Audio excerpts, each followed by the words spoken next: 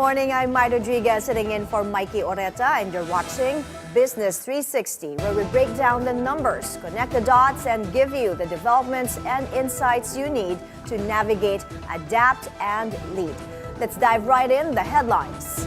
A federal judge blocks U.S. President Donald Trump's attempt to freeze hundreds of billions of dollars in federal aid. Bilyonaryos Manny Pangilinan, Ramon Ang, and Sabin Aboitiz ink a multi-billion-dollar deal to build a liquefied natural gas facility in Batangas. And the Maharlika Investment Corporation eyes 3 to 4 more investments this year. First, let's take a look at how financial markets performed overnight. U.S. stocks ended higher on Tuesday, with NVIDIA and other AI-linked tech shares recovering from sharp losses the previous day as investors snapped up bargains. The tech sell-off followed Chinese startup DeepSeek's launch of AI models it said were at par or better than industry-leading U.S. rivals at a fraction of the cost. Investors are eager to hear from Apple, Microsoft, and other companies when they report quarterly results this week. We're getting a really nice rebound in the market after having a very sharp sell-off because of the new technology that has just come out of China with an open source with AI. And I think the market needed time to digest this information, understand this information. I think there was an overreaction yesterday, and now we're getting a really nice bounce. I don't see anything really that's negative for the markets based on the news yesterday. In fact, I'm even more invigorated that innovation, particularly artificial intelligence, also called AI, is really going to be the driver of this market. The S&P 500 gained 0.92%, while the Nasdaq Composite was up 2.03%. The Dow Jones Industrial Average rose 0.31%. European markets were mixed. The UK's FTSE 100 was up by 0.35%. Germany's DAX also up by 0.7%, while France's CAC 40 was down 0.12%. President Donald Trump's attempt to freeze hundreds of billions of dollars in federal aid was temporarily blocked by a federal judge on Tuesday. The spending freeze would have affected thousands of federal grant programs. U.S. District Judge Lauren Alican granted a temporary halt after an advocacy group argued the freeze would devastate programs ranging from healthcare to road construction. The court will revisit the issue on Monday. Meanwhile, states including New York, California, and Massachusetts plan to file a lawsuit targeting the directive issued by the acting head of the U.S. Office of Management and Budget on the spending freeze. New York State Attorney General Letitia James said at least 20 states had been blocked from the payment system or for Medicaid, a public health insurance program for low-income people. But the White House said Medicaid was exempted. Later today, I am leading and joining with my colleagues, my fellow Democratic Attorney Generals, in suing this administration to stop this illegal freeze of essential funds for our state. We will not stand for any illegal policy that puts essential services for millions of Americans at risk. And we work tirelessly overnight to ensure that that does not happen. Our lawsuit will seek a court order, to immediately stop the enforcement of the OMB policy and to preserve essential funding for Americans. Bilyonaryos Manny Pangilinan, Ramon Ang, and Sabin Aboitiz completed their $3.3 billion worth of power venture to build an integrated liquefied natural gas facility in Batangas. This came after Meralco Powergen Corporation, San Miguel Global Power Holding Corporation, and Therma Natgas Power Incorporated confirmed the transactions in their separate filings at the Philippine Stock Exchange. Under the deal, Amgen and TNGP will invest in South Premier Power Corp, Excellent Energy Resources Incorporated, and Ilihan Primeline Industrial Estate Corporation. The deal underscores the growing role of LNG in the Philippines' energy future. The Philippine Statistics Authority, or PSA, keeps the country's gross domestic product, or GDP, at 5.2% for the third quarter, despite the revisions of the growth on some economic activities. The PSA increased the growth in education to 4.1% from its initial estimate of 2.6%, manufacturing at 3% from 2.8%, and financial insurance activities at 9.1% from 8.8%.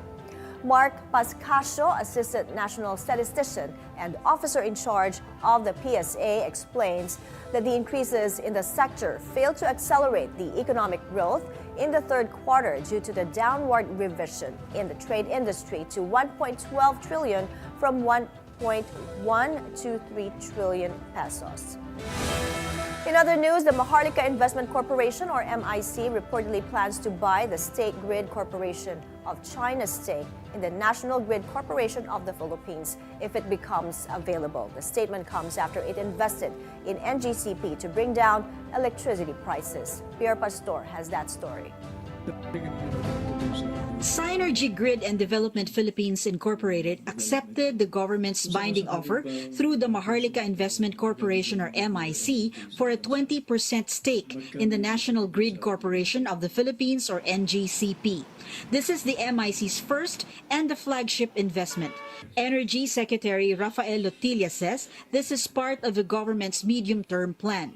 As a desirable objective, because then through this we would be able to achieve more reliable and more secure as well as affordable supply of electricity. We look forward to realizing the goals that have been set out by the President for the energy sector.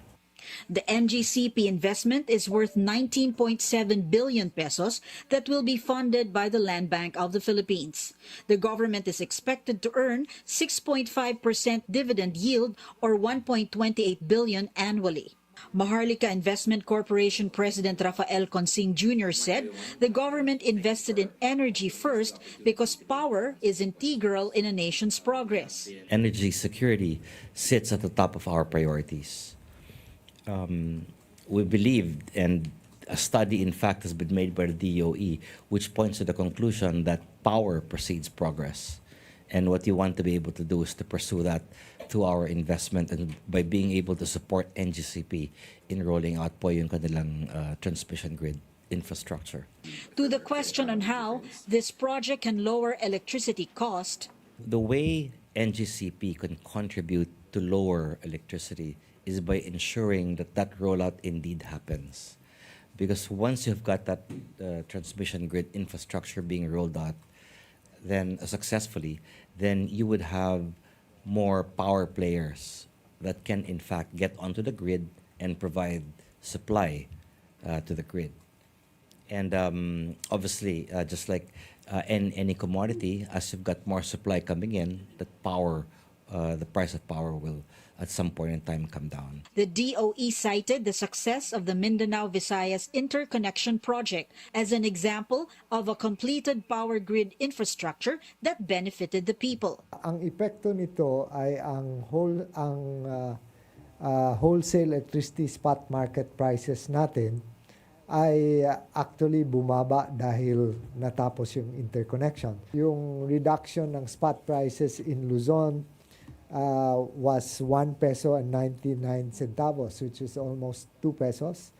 177 in the Visayas and 1 peso and 30 pesos per kilowatt hour in Mindanao. Just to show you that after a transmission project is finished, it can actually contribute to lowering prices because it addresses the constraints. The transmission constraints that drive prices up. So as we roll out more of these projects, then mas lalong walang balakid sa pag-supply ng kuryente. Officials added that the investment of MIC in NGCP will give the government an opportunity to have a closer look at the operations of government utilities like those in the energy sector, enabling them to come up with informed decisions. Pierre Pastor, Bilyonaryo News Channel. The Maharlika Investment Corporation plans to finalize 3 to 4 investment agreements in 2025. This is according to MIC President and Chief Executive Officer Rafael Consing. Consing says they may announce their next investments in the coming weeks. The MIC is also open to invest in nuclear power if it becomes available in the Philippines. President Bongbong Marcos has been promoting the Sovereign Wealth Fund abroad to attract foreign investors. We're taking a quick break. Stay with us as we dive deep into the numbers and narratives that matter most to your bottom line.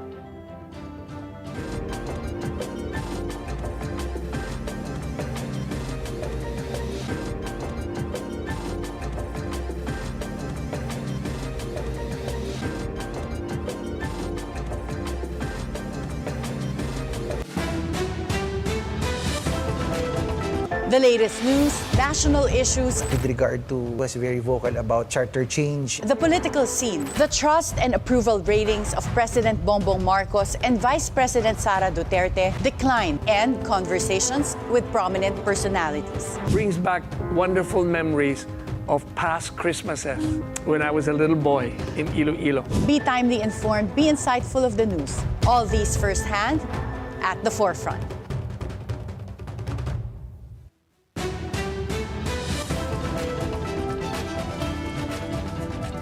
You're back on Business 360 as we continue to dive deep into the evolving energy sector. Everyone is on the edge of their seats as they closely monitor the power sector. On the second part of Mikey's interview with attorney Mona Lisa de Malanta, the chairperson of the Energy Regulatory Commission, she discusses how electric vehicles are being advocated in the Philippines and how soon the country will shift to renewable energy. What does the future hold for the Philippines as it embarks on a shift to sustainable and affordable energy? Today, we're joined by Mona Lisa de Malanta, Chairperson and CEO of the Energy Regulatory Commission, to discuss how the country is managing its energy transition and ensuring grid reliability and addressing the unique challenges of being an archipelagic nation. Now, Chair Mona, the Philippines is pushing toward a more sustainable energy future. From your perspective, what are the biggest opportunities we should seize, and what are the challenges that need to be addressed to make energy both affordable and reliable for all Filipinos?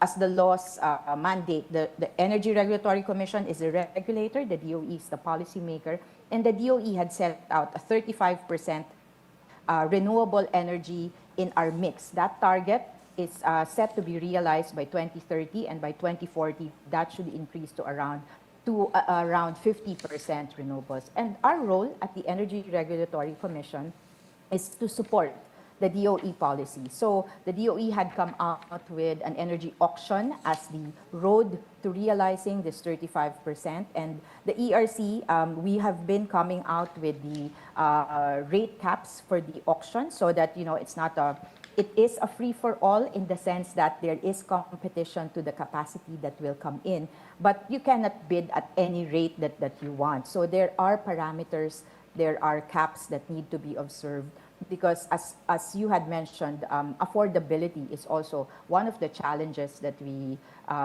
face. So this is where the Energy Regulatory Commission and the DOE play hand in hand in realizing the goals of this energy transition. Chair Mona, today in 2025, just how dependent is the Philippines on fossil fuels, on coal plants for our energy needs? On coal alone, actually, we're still heavily dependent on coal. In 2024, I think the average mix on a day-to-day basis, based on our average mix, coal still supplies around 60% of our mix. So if you are in your offices, if you are in your homes, out of 10 light bulbs, for example, in your home, 6 of those are powered by coal plants. That's still how dependent we are. And that dependence actually is multidimensional. We're dependent on coal as a fossil fuel, and coal is mostly imported. I think that's where our vulnerability lies, not merely in the fact that coal is fossil fueled. In fact, if we take out that component, that environmental component, there is still a vulnerability because we import almost 90% or more than 90%, I think, of our coal. So the sooner we go back to our roots of renewable energy, all the better.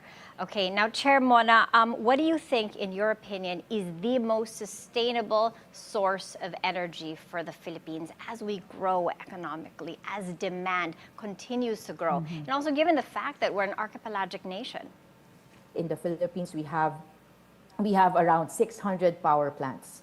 But of those 600 units, 300 are located in the islands. So if you think about it, and those islands are not connected, what will work, for example, in a small island should be a mix that will address all the demands of that island because they will not be able to import from the nearby island. So there are different solutions, and what will work for them will depend on the resources that are available in the island. For example, if there are biomass resources that are available, then perhaps they can consider putting up a biomass plant with a hydro plant with one wind, for example, and maybe a genset to back up.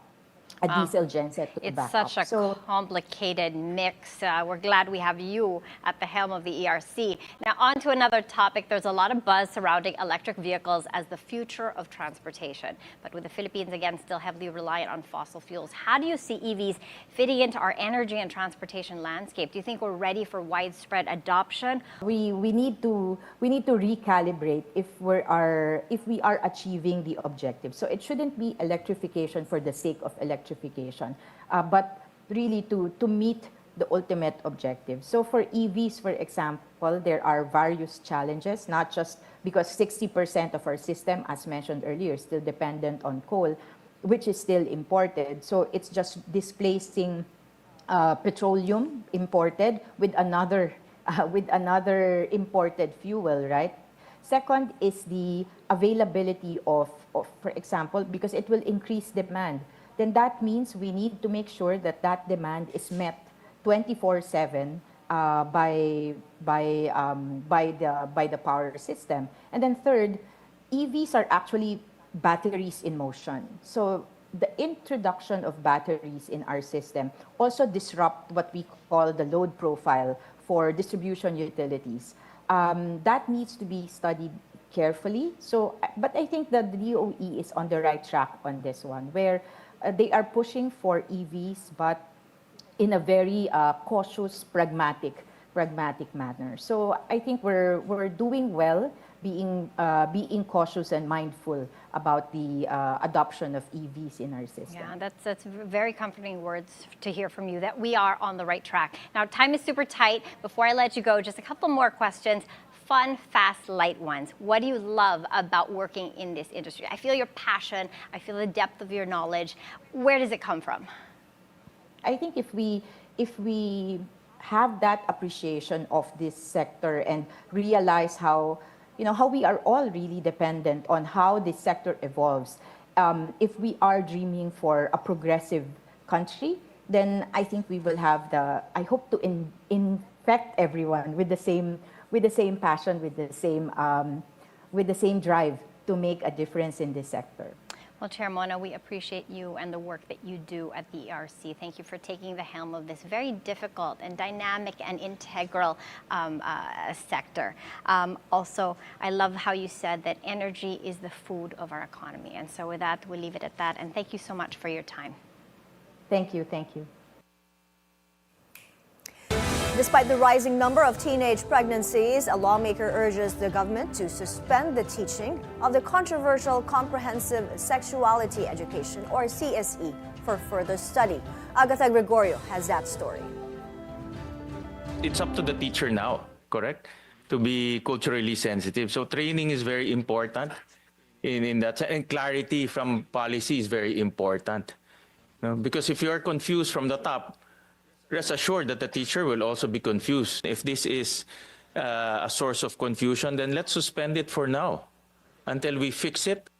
That suggestion from Senator Win Gatchalian after DepEd admitted parts of comprehensive sexuality education may be causing confusion among teachers. The senator asked why Department Order 31 says CSE is for all learners, while the reproductive health law says it is for adolescents or those aged 10 to 19 years old. What the Department of Education did is to map and to align existing subjects already, Your Honor, which would have been done even in earlier stages of the education system, like kindergarten. But it's not the sexual education proper. It's just foundational knowledge, Your Honor. The agency adds they are now reviewing DO 31 to ensure it is worded correctly. But for Gatchalian, they should consider suspension while they iron out parts of the CSE. According to DepEd, around 400,000 teachers, or half of the total number in the country, were trained to teach CSE. The senator also tells the health department about the need to revisit the IRR on the reproductive health law because it supposedly exceeds the contents of the act. Section 14 din, yung first part, nakalagay po kasi doon, the state shall provide age and development appropriate reproductive health education. Ang tanong po ay, ganun po ba kakitid yung reproductive health definition o ito po ay dapat kompleto or to a certain extent comprehensive po dapat.